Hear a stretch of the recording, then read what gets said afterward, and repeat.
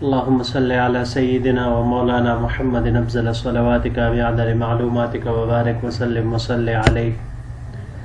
بسم اللہ الرحمن الرحیم۔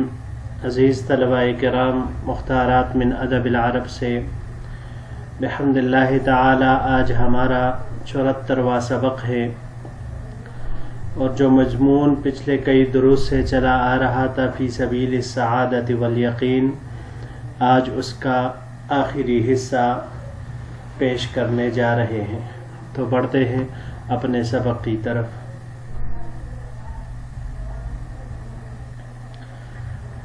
جی تو ماقبل میں ہم نے پڑھا کہ امام غزالی رحمہ اللہ نے کس طرح اپنی حالت کا تذکرہ کیا پچھلے دروس میں، کہ کس طرح یہ دنیا کے ان تعلقات اور معاملات سے نکل کر آخرت کی تیاری کے متعلق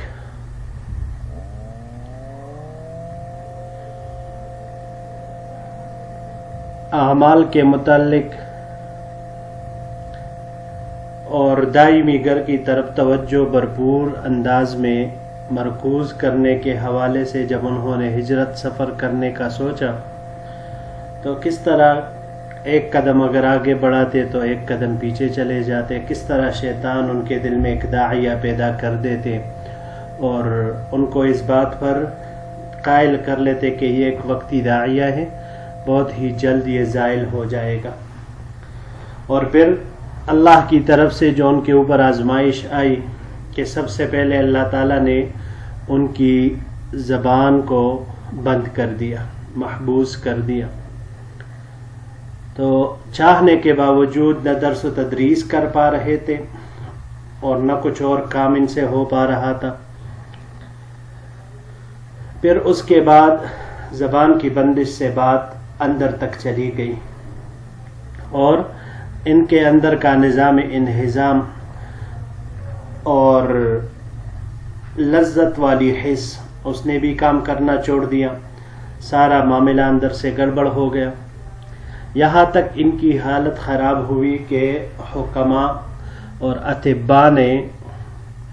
اپنے ہاتھ کڑے کر لیے اور کہا کہ اب اس کا علاج ہمارے پاس نہیں ہے، کیونکہ انہوں نے کہا کہ آپ کا مرض آپ کے دل کے اندر ہے، تو دل کے اندر جو چیز آپ دبائے ہوئے ہیں تو آپ کا علاج بھی اسی میں ہی ہے، یعنی جو رنج اور غم آپ نے لیا ہوا ہے یا جو کیفیت آپ کی اندرونی ہے، آپ کے دل میں ہے، تو اس میں جب تک تبدیلی نہیں آئے گی تب تک آپ کی صحت میں بھی تبدیلی وہ نہیں آئے گی۔ بہرحال اللہ تعالیٰ سے انہوں نے دعا کی، جیسے ایک مضطر بندہ حالت اضطراری میں اللہ تعالیٰ سے مانگتا ہے، تو انہوں نے اللہ سے دعا کی اور اللہ تعالیٰ نے ان کی دعا کو قبول کرتے ہوئے انہیں صحت سے نوازا۔ جب صحت سے نوازا اور ان کی صحت بحال ہوئی تو پھر اللہ تعالیٰ نے ان کے اوپر یہ کام اور آسان کر دیا کہ دنیا سے، مال و جاہ سے، اولاد احباب وغیرہ سے اعراض کرنے پر ان کو سہولت بخشی۔ بہرحال انہوں نے ایک عزم مصمم کیا یہاں سے نکلنے کا، لیکن توریہ کے طور پر انہوں نے شام کا ارادہ کیا ہوا تھا، لیکن ارادہ جو ظاہر کیا وہ مکہ مکرمہ کا تھا، تاکہ ایسا نہ ہو کہ اگر خلیفہ وقت یا ان کے دوست احباب شاگردوں کو پتہ چلے تو پھر ان کے سفر میں رکاوٹ ہوگی یا وہ ان کے ساتھ چلنے پر اصرار کریں گے، یہ ساری چیزیں۔ تو بہرحال آپ رحمہ اللہ نے بیان فرما دیا کہ بھئی میں عراق کے سارے علماء کے تیروں کا ہدف بن گیا تھا، کیونکہ ان کے گمان میں سب سے اعلیٰ منزل یہی درس و تدریس تھی، تو اب اس کو چھوڑ کر انسان کسی اور چیز کی طرف جائے، اس سے اعراض کرے، تو یہ بات ان کے ہاں قابل قبول نہیں تھی۔ لیکن بہرحال انہوں نے اپنا کام وہ اسی طرح چھوڑ دیا اور بغداد سے نکلے، اور جب بغداد سے نکلنے لگے تو اس حالت میں وہاں سے نکلے کہ اپنا سارا سب کچھ جمع پونجی جو تھی اس سے بقدر ضرورت اپنے اور اپنے بچوں کے غذا کے لیے لے لیا، باقی سارا سب کچھ وہاں مسلمانوں میں بانٹ دیا عراق کے، کیونکہ ان کے خیال میں یہ عراق کے مسلمانوں کے مصلحتوں کے لیے تھا، تو لہٰذا ان کے اوپر وقف ہے تو انہی کے پاس یہ پہنچ جانا چاہیے۔ تو پھر اس کے بعد آپ رحمہ اللہ نے کے بارے میں ہم نے پڑھا کہ پھر ملک شام چلے گئے اور وہاں پر انہوں نے اپنی باطنی تزکیہ، ریاضت و مجاہدہ اور تہذیبی اخلاق کے ذریعے سے اپنے آخرت کی تیاری شروع کی۔ تو اب آگے بڑھتے ہیں کہ آگے انہوں نے اپنا سفر کس طرح پورا کیا تھا۔ فَكُنْتُ أَعْتَكِفُ مُدَّةً فِي مَسْجِدِ دِمِشْقَ أَسْعَدُ مُنَارَةَ الْمَسْجِدِ طُولَ النَّهَارِ وَأَغْلَقُ بَابَهَا عَلَى نَفْسِي، میں ایک عرصہ تک مسجد دمشق میں معتکف رہا، پورے دن مسجد کے مینارے پر چڑھا رہتا اور اپنے آپ پر دروازے بند کر لیتا۔ ثم رحلت منها الى بیت المقدس ادخل كل يوم الصخرة واغلق بابها على نفسي، پھر میں وہاں سے بیت المقدس یعنی موجودہ جو فلسطین ہے اس کی طرف کوچ کر گیا، اور روزانہ میں وہاں سے صخرہ جاتا اور وہاں کے دروازے اپنے آپ پر بند کرتا، یعنی اس کے اندر وہ تنہائی میں مراقبے وغیرہ کرتا۔ ثم تحركت في داعية فريضة الحج والاستمداد من بركات مكة والمدينة وزيارة رسول الله تعالى عليه السلام بعد الفراغ من زيارة الخليل صلوات الله عليه فصرت إلى الحجاز، پھر اس کے بعد میرے اندر فریضہ حج اور مکہ و مدینہ منورہ کی زیارت کا داعیہ شدت سے پیدا ہوا، تو میں نے حجاز کی طرف رخت سفر باندھا۔ آپ صلی اللہ علیہ وسلم کے روضہ مبارکہ کی طرف شدت کے ساتھ دل میں یہ خیال پیدا ہوا، اور یہ اس وقت پیدا ہوا کہ جب قریہ خلیل میں حضرت ابراہیم خلیل اللہ علیہ الصلوات والتسلیمات کی زیارت سے فارغ ہوا، فصرت الی الحجاز، و لہٰذا میں نے حجاز کی طرف رخت سفر باندھا۔ جی بڑھتے ہیں اپنے اگلے سلائیڈ کی طرف۔ ثم جذبتنی الہمم ودعوات الاطفال الی الوطن فعاودته بعد ان كنت ابعد الخلق عن الرجوع الیہ، اس کے بعد مجھے خواہشات اور بچوں کے بلانے نے وطن کی طرف کھینچا، تو میں واپس آ گیا بعد اس کے کہ میں نے اس وطن کی طرف واپس آنے کی نسبت سے مخلوق میں سب سے زیادہ دور تھا، یعنی اپنے وطن کی طرف آنے کی نہ اب مجھے رغبت تھی اور نہ کوئی ضرورت، بلکہ مجبوری میں آ گیا۔ وآثرت العزلة به أيضا حرصا على الخلوة وتصفیۃ القلب للذکر، میں نے خلوت پر اور ذکر کے لیے تصفیہ قلب پر حرص کرتے ہوئے تنہائی کو اختیار کیا۔ وکانت حوادث الزمان ومہمات العیال وضرورات المعاش تغیر فی وجہ المراد، مگر زمانے کے حوادثات، اہل و عیال کی مصیبتیں اور معاش کی فکر مراد میں بدل گئے، یعنی اب یہی چیزیں مقصد بن گئی تھی۔ وتشوش صفوۃ الخلوہ، اور تنہائی کا اچھا لگنا مشوش ہو گیا۔ وکان لا یصفو لی الحال الا فی اوقات متفرقۃ، اور یہ حالت مجھے سوائے متفرق اوقات کے اچھی نہیں لگتی تھی۔ لیکنی مع ذلک لا اقطع منها فتدفعنی عنها العوائق واعود الیہا، لیکن میں اس کے باوجود اس سے اپنی طمع ختم نہیں کرتا تھا، لہٰذا زمانے کے مشاغل وغیرہ مجھے اس سے دور کرتے اور میں اس کی طرف واپس آتا۔ جی بڑھتے ہیں اپنے آخری سلائیڈ کی طرف۔ ودمت على ذلك مقدار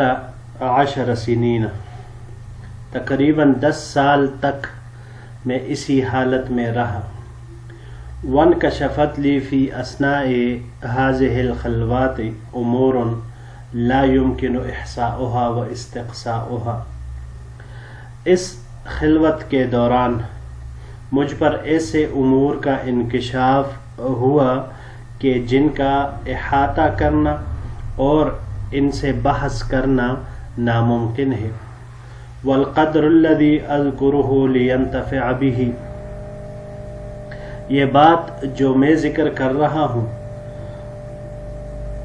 لینتفع به تاکہ اس کے ذریعے سے نفع حاصل کیا جائے. انی علمت یقینا ان الصوفیۃ هم السالکون لطریق اللہ تعالی خاصۃ. مجھے یہ بات بالیقین معلوم ہوئی ہے کہ صوفیاء کرام ہی خاص طور سے اللہ تعالی کے راستے پر چلنے والے ہیں. وَأَنَّ سِيرَتَهُمْ أَحْسَنُ السِّيَرِ وَطَرِيقَهُمْ أَصْوَبُ الطُّرُقِ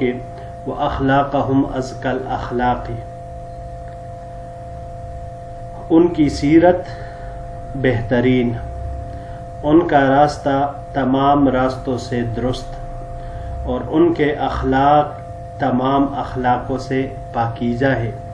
بل لو جمع عقل العقلاء وحکمت الحکماء وعلم الواقفین على اسرار الشرع من العلماء ليغيروا شيئا من سيرهم واخلاقهم ويبدلوه بما هو خير منه لم يجدوا الیہ سبیلا. بلکہ اگر عقل مندوں کی عقلیں، حکماء کی حکمتیں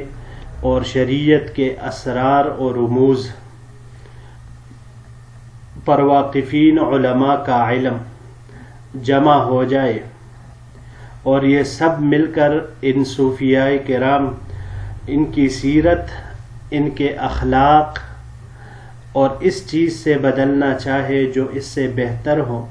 تو وہ لوگ اس کی طرف کوئی راستہ نہیں پائیں گے.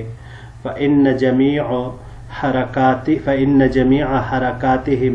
وسكناتهم في ظاهرهم وباطنهم مقتبسة من نور مشکات النبوت. کیونکہ ان کے تمام تر حرکات و سکنات ان کے ظاہر و باطن میں چراغ نبوت کے نور سے حاصل کی گئی ہیں. وَلَيْسَ وَرَاءَ نُورُ النُّبُوَّةِ عَلَى وَجْهِ الْأَرْضِ نُورٌ يُسْتَضَاءُ بِهِ، اور نور نبوت سے بڑھ کر روئے زمین پر کوئی ایسا نور نہیں ہے کہ جس کے ذریعے سے روشنی حاصل کی جائے. جی تو عزیز طلباء کرام، یہ ایک سبق تھا امام غزالی رحمہ اللہ کا جو انہوں نے اپنی حالت کے متعلق ذکر فرمایا. اب یہاں پر سوچنے کی بات یہ ہے کہ امام غزالی رحمہ اللہ، جنہوں نے اپنے علوم اور فنون میں کمال حاصل کیا، پھر درس و تدریس کے اس اعلیٰ منصب پر بیٹھے کہ جس سے اوپر کوئی منصب نہیں تھا، لیکن سوچنے کی بات یہی ہے کہ آخر ایسی کون سی وجہ تھی کہ جس کی وجہ سے انہوں نے ایسے ایک عظیم الشان مقام کو چھوڑ کر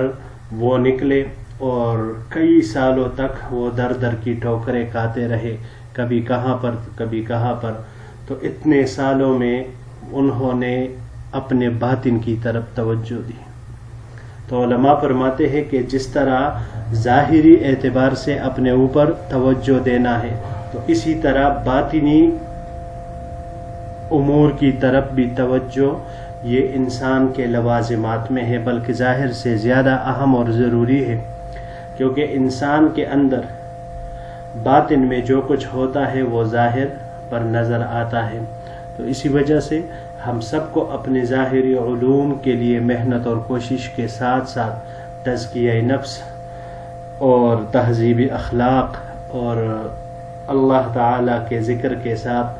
تمام اعمال اسلامی کو صحیح معنوں میں اپناتے ہوئے اپنے باطن کی طرف توجہ کرنا، یہ بھی ہم سب کی ایک سب سے اہم ذمہ داری ہے. تو اس سے بھی کسی طرح کی غفلت نہیں برتنی چاہیے۔ اللہ تعالی ہم سب کو اس پر عمل کرنے کی توفیق عطا فرمائے، اور ہم سب کو اپنا ظاہر اور باطن صحیح معنوں میں ایسا بنانے کی توفیق عطا فرمائے کہ جس کو دیکھ کر اللہ ہم سب سے راضی ہو جائے۔ آمین۔ السلام علیکم ورحمۃ اللہ وبرکاتہ۔